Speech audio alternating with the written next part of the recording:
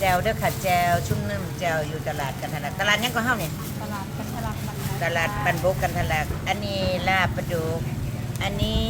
แจวชายชั่ว อันนี้น้ำพริกกะปิน้ำพริกกะปิ ก่อนเลยค่ะ คนกันเองเฮ็ดบัก ปิดปากก่อนนะปิดปากก่อนปอยเอา ไฮไลท์อยากให้ แม่จัดกะทินี้ไหมกะทิโอ้ ปนปลานิ่น แล้วแม่จัดเป็น ซุ่มนุ่มของแสบเมืองเฮาซุ่มของนี่มีพักให้เป็นกระสอบคุณเด้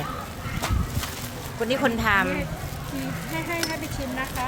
อ้าวไฮไลท์แท้สิมานี่เราคุ้นดอก นี่ตัวการค้าการขายบ้านเฮา ตัวละ80 บาทค่ะปลาทูมัน ตอนมานับ เอาแจว